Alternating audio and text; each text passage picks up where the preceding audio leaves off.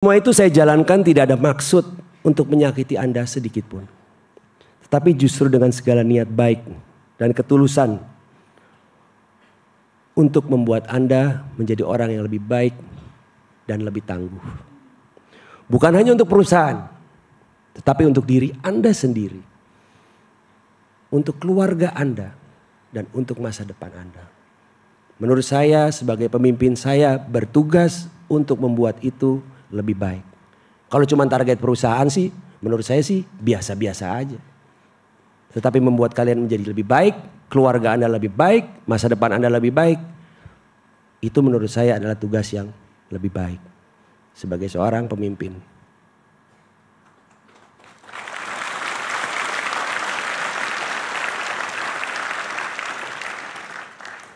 Kepada para new leader pengganti saya nanti, saya ingin menyampaikan sebuah pepatah yang saya nonton hanya dari sebuah film kartun.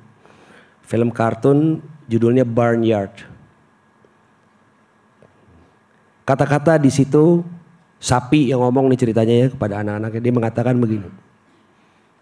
The best leader is not the biggest, the strongest, or the richest. The best leader is the one who cares the most.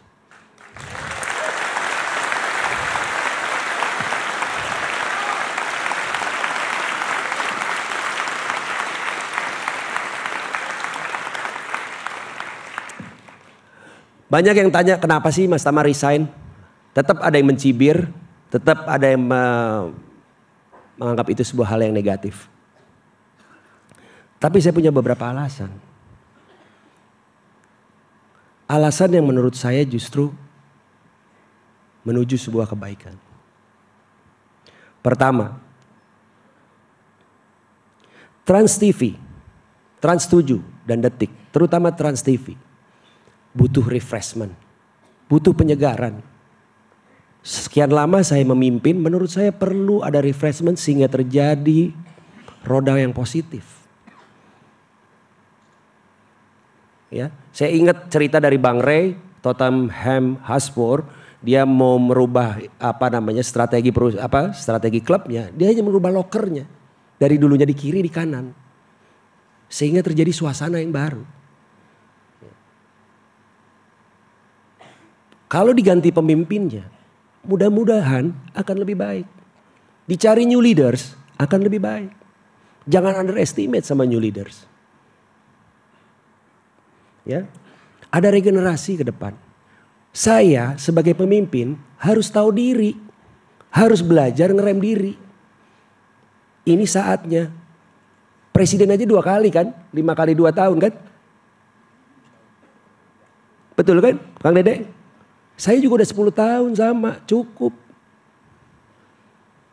Tahu diri, belajar tahu diri, ngerem diri. Ya. Saya juga buat saya sendiri harus keluar dari kenyamanan ini. Melatih diri untuk keluar dari kemewahan. Keluar dari fasilitas yang ada. Saya udah gak punya mobil dinas.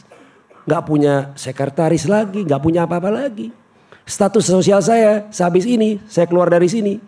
Pengangguran. Dari seorang direktur utama Trans TV. Direktur Trans 7, direktur Detik, keren bener. Tiba-tiba nothing. Di situ saya akan bereksperience sebuah pengalaman yang baik buat saya, menurut saya. Memulai semua dari bawah. Menguji apakah saya kata orang hebat itu. Belum tentu. Kalau saya mulai lagi dari bawah dan berhasil, oke lah lumayan.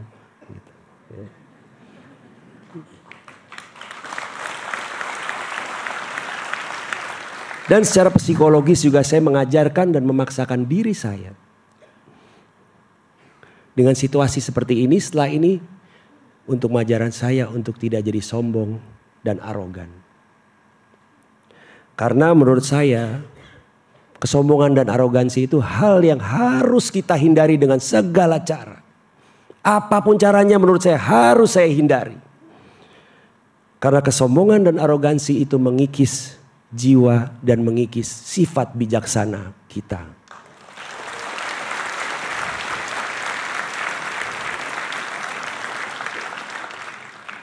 Alasan berikutnya, banyak nih alasannya biar teman-teman gak nanya-nanya.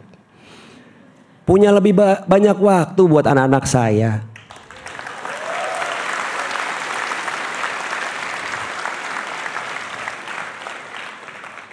Saya merasa berdosa besar selama ini.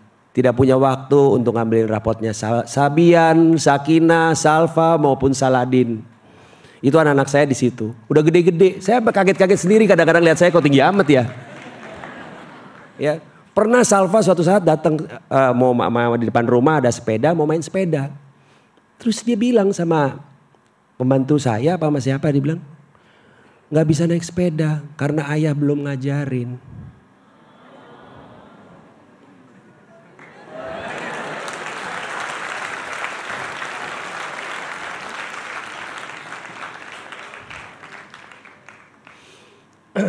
Lalu besoknya, minggu depannya, saya luangin waktu ngajarin sepeda di depan rumah.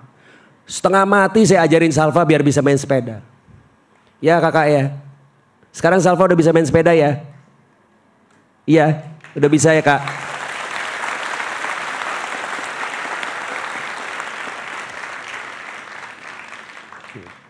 Belum lagi Sabian, Sakina, Saladin. Banyak hal yang saya miss. Kapan mereka belajar jalan, tahu-tahu bisa jalan, ya kan? Kapan mereka tiba-tiba dapat raport apa gitu. Anak saya rapotnya jelek lagi kemarin si Sabian. Bikin malu ayah aja kamu.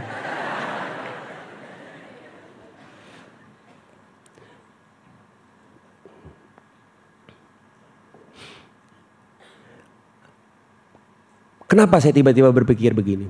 Saya terinspirasi oleh dua orang yang namanya Mas Gatot dan Mas Budion. Suatu saat Mas Gatot cerita, Mas Tama anak saya lulus cum laude ITB. Iya kan? Mas Budiono cerita, Mas Tama anak saya baru lulus cum laude di University of Sydney. Terus saya mikir, loh terus gue nanti gimana ya? Bisa gak saya buat seperti mereka? Saya tersentak begitu ya karena anak gue ntar gimana? Anak-anak gue ntar mau jadi apa? Saya tidak mau mewariskan harta sama anak-anak saya seperti ayah saya kepada saya. Tapi saya ingin wariskan adalah knowledge, kebijakan, dan kebaikan untuk orang lain.